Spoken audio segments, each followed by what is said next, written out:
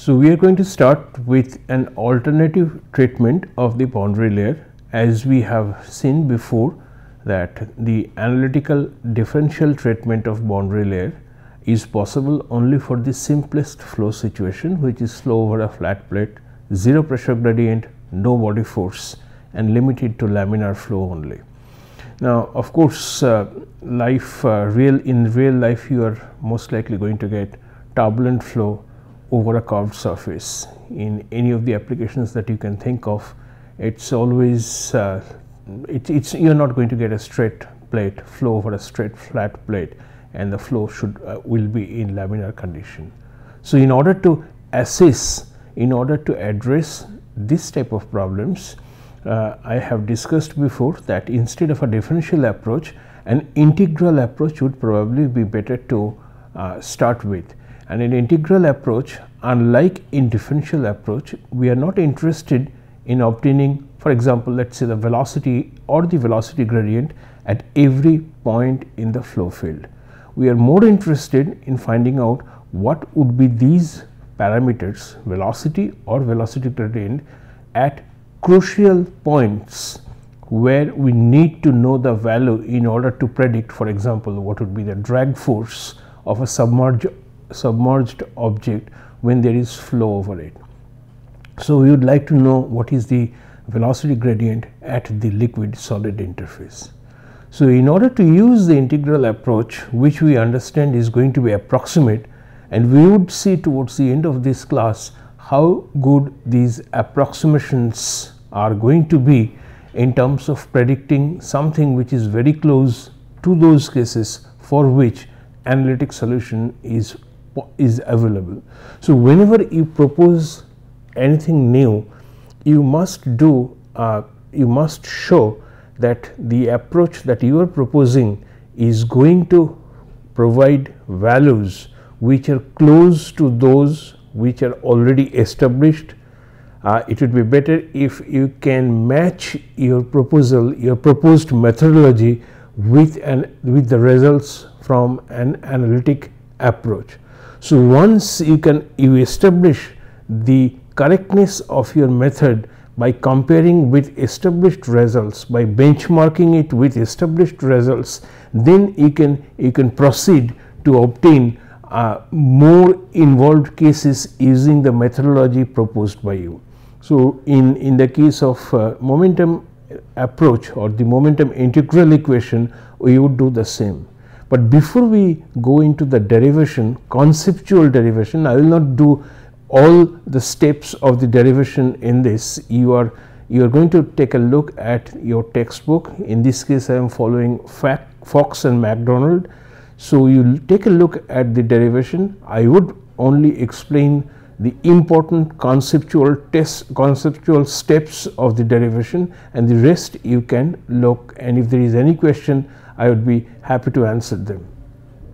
But before we start, there has to be there is a fundamental relation which you must have studied in fluid mechanics, in undergraduate fluid mechanics, which I would invoke in here.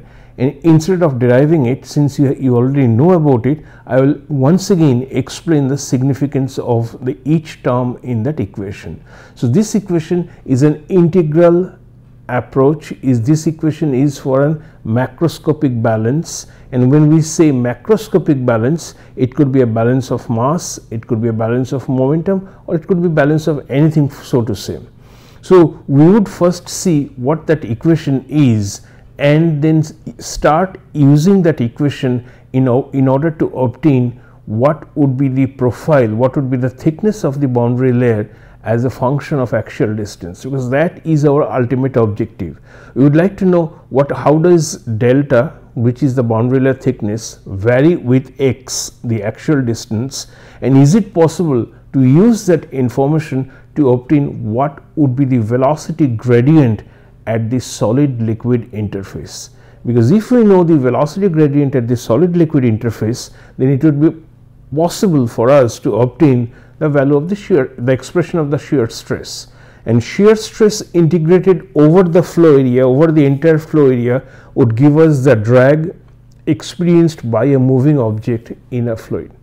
So that's our goal. But in order to do that, we must first establish what is the macroscopic balance equations, or rather starting with the macroscopic balance equation, we will slowly move on to the momentum integral equation, and we would see applications of momentum integral equations for situations in which the answers are known to us, maybe from Blasius solution, or we would also use the momentum integral approach for solving situations in which no analytical solution is possible. But the first and important step is benchmarking. But before we go to that point, let's start with the macroscopic balance equation, which I have written over here.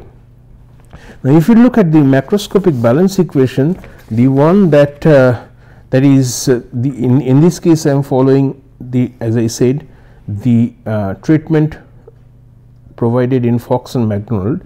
So, for any control volume, this dN dt of the system is equal to these two terms. So, I would slowly go through each of the steps what they are, and then I will explain them. First of all, N is any extensive property of the system.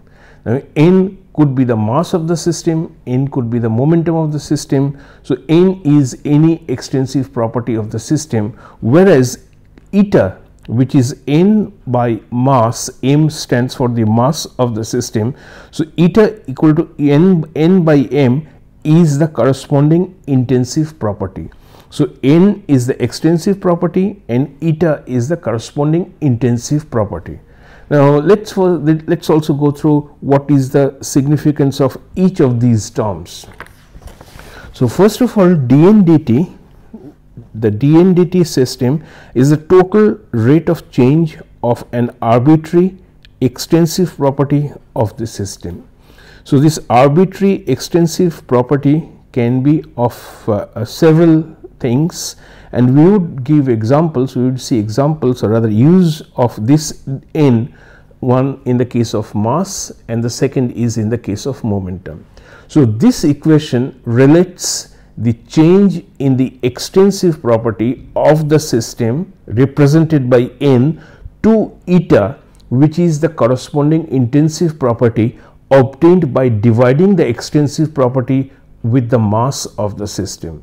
So, the change in extensive property of the system is going to be the result is going to be the algebraic sum of two different quantities.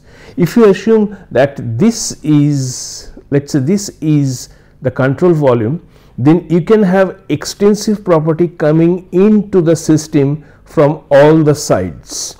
So, through the control surfaces, the extensive property can come into the control volume, and there could be something, a process which would change the total content of the extensive property inside the control volume.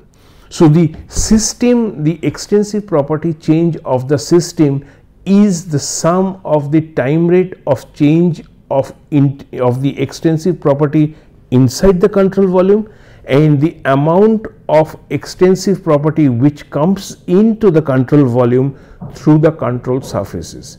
So, that is essentially the physical statement of the law, of the rule that I have just written. So, now let us go back to the slide once again and see what they are. So, your dN dt is the total rate of change of an arbitrary extensive property del t of eta rho dV. When you have the intensive property and you are this rho times dV, where V is the volume, this is essentially the mass. So, if you integrate this quantity over the entire control volume, what you are getting, and take the time derivative of that, what you are getting is time rate of change of the extensive property N within the control volume. Again, look at it once again, eta is essentially the intensive property, rho dV is the mass. So, if you integrate eta over the entire control volume, what you get over here is the extensive property contained within the control volume, and you are taking the time derivative of that. So, the significance of this term is time rate of change of the extensive property n within the control volume. Now, let us take a look at the second term on the right hand side. First of all, eta is the intensive property, rho is the mass of the system, and V dot dA is essentially telling you how much of the liquid, how much of the extensive property is coming in through the control surfaces. So, V dot dA multiplied by rho is going to give you the extensive property, the entire thing is going to give you the extensive property which is coming through the control surfaces. One more time, this V times dA multiplied by rho and multiplied by eta, this term rho times V dot dA is the mass which is coming in through the control surfaces. So, when I integrate rho V dA over all possible control surfaces, what I get is the mass which is coming, net mass. Through some surfaces the mass may be entering, through some surfaces mass may be going out. Okay. So, when you integrate over all possible control surfaces, rho times V dot dA, when you integrate from over all control surfaces that define the control volume, what you get is the total amount of mass which is coming into the system, coming into the control volume. So, when you integrate over the control surfaces eta times rho V dot dA, then you are essentially finding out what is the net inflow of the extensive property n into the control volume through the control surfaces. So, by means of convection or by any means, when something, the extensive property crosses the control surface, you essentially have a net efflux, that is net of inflow and outflow of the extensive property to the control volume. So, in the control volume two things are happening. One is the total amount of the extensive property contained in the control volume may be changing if it is an unsteady state process. Okay. And secondly, some amount of the extensive property is coming in through the control surfaces, and when you integrate over all such possible surfaces, you find out the net addition of extensive property to the control volume. Very quickly, what I am sure you know what are control volumes and control surfaces, but I will just give you a quick update on this, just to remind you what it is. So, a control surface has no mass. Okay. So, you can think of it as if it is this page, if you assume that it has no mass, and therefore, the conservation equation for a control surface would simply be mass, energy, or anything in must be equal to out. So, for a control surface in is always going to be out. So, a control surface does not have a mass of its own. The control surfaces are only used to define a control volume. So, control surfaces the control surfaces define the control volume which has a mass of its own.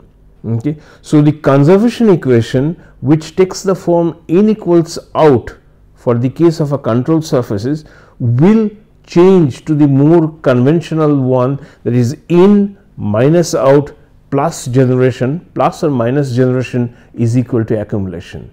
So, a control volume, for a control volume, the full form of the conservation equation has to be used, in minus out plus or minus generation is equal to accumulation, while for a control surface, since it does not have a mass of its own, in of anything, in of mass will always going to be equal to out of mass. So, when we think of control surfaces, back to our previous equation, through the control surfaces some extensive property, whatever be that extensive property may enter the control volume or may leave the control volume.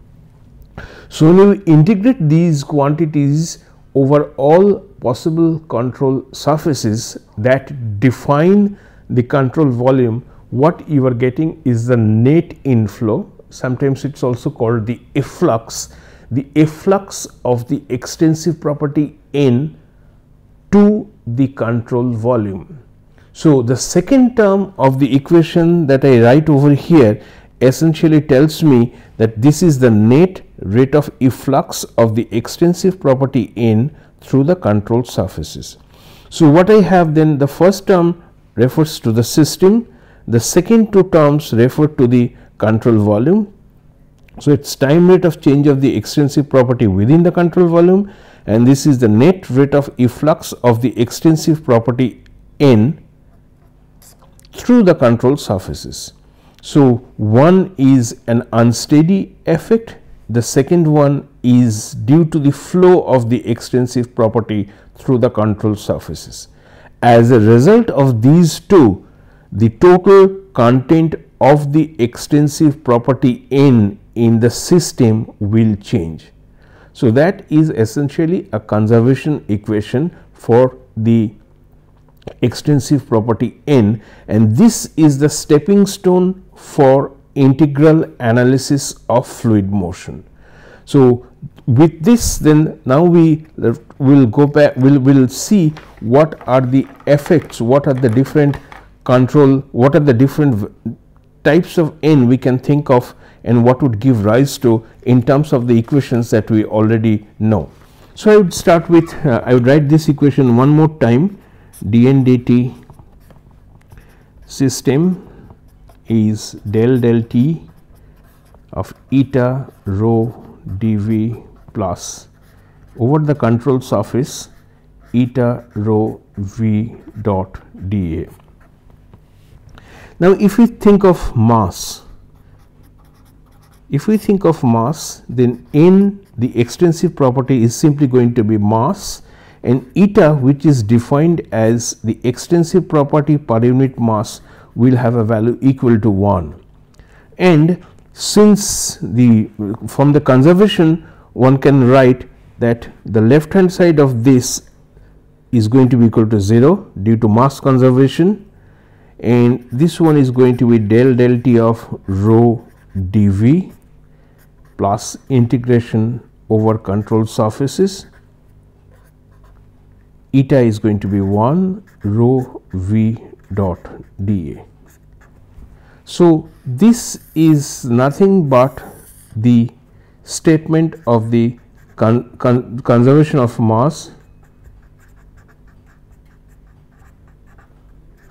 and more commonly in fluid mechanics it is known as the continuity equation.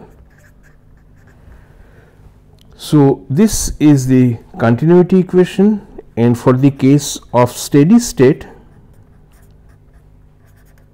this equation tells me that this term would be 0, and therefore, integration Cs rho is and if this is incompressible fluid, then rho can be taken out, V dot dA is going to be equal to 0. Since it is a steady state, this term would not be there, and this would lead to the more common equation that you know is that V1A1 plus V2A2 plus is going to be equal to 0.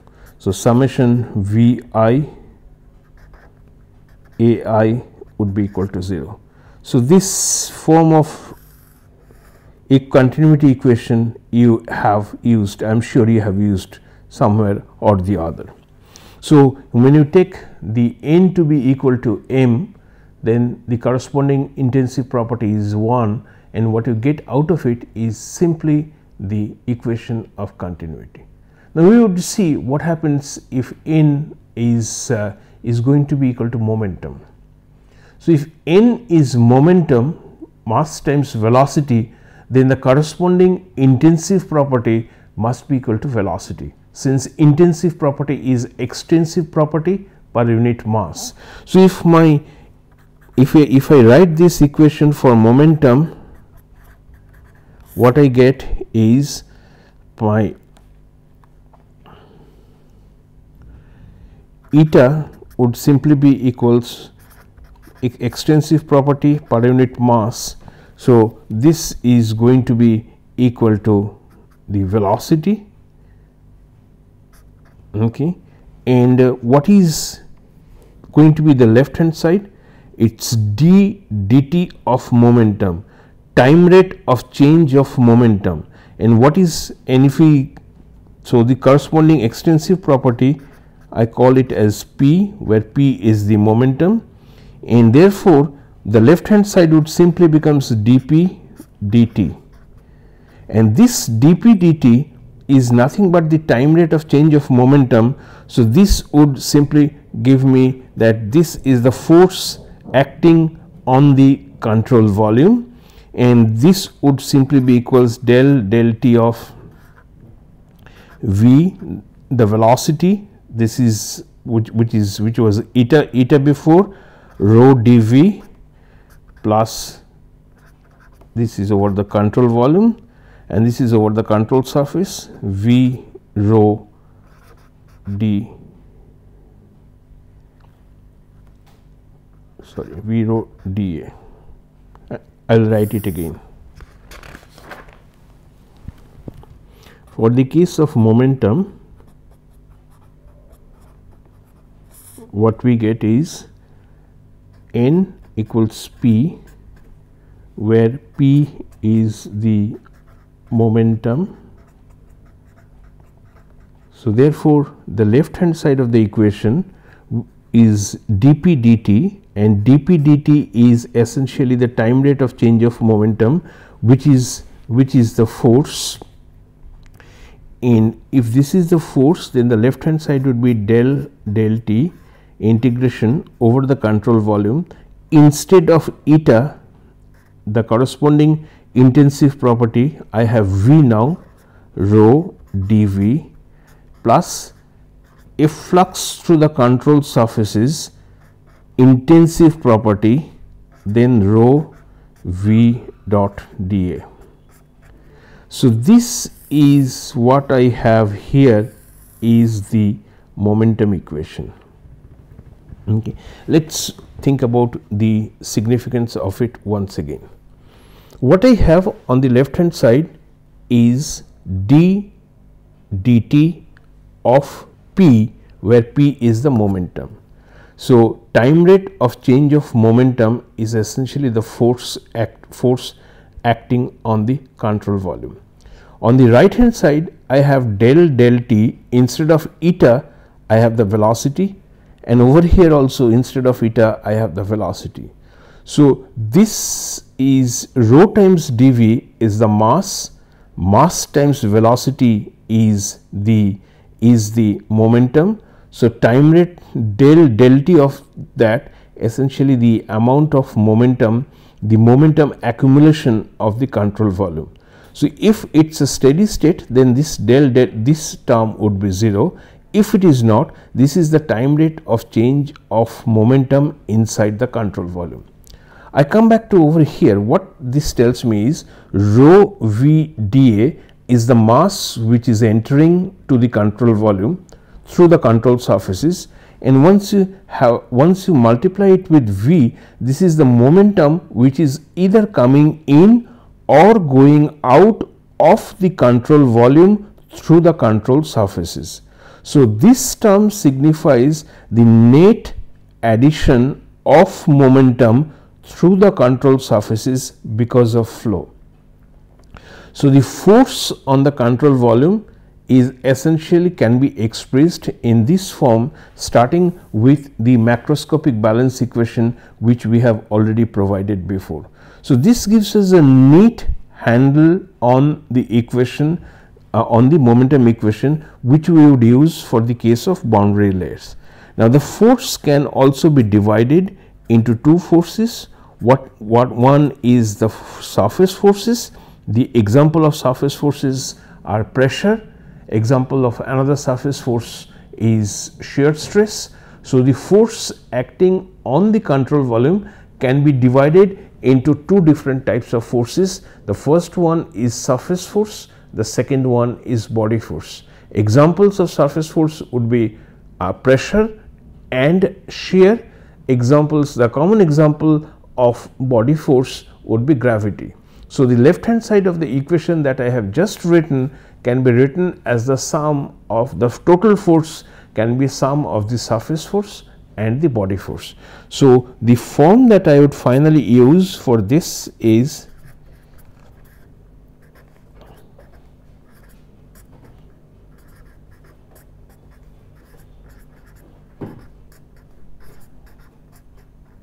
this is the final form of the momentum equation that we would use in all our subsequent analysis. That's one more 2 points I would like to mention are that all velocities that we talk about are measured with respect to the control volume.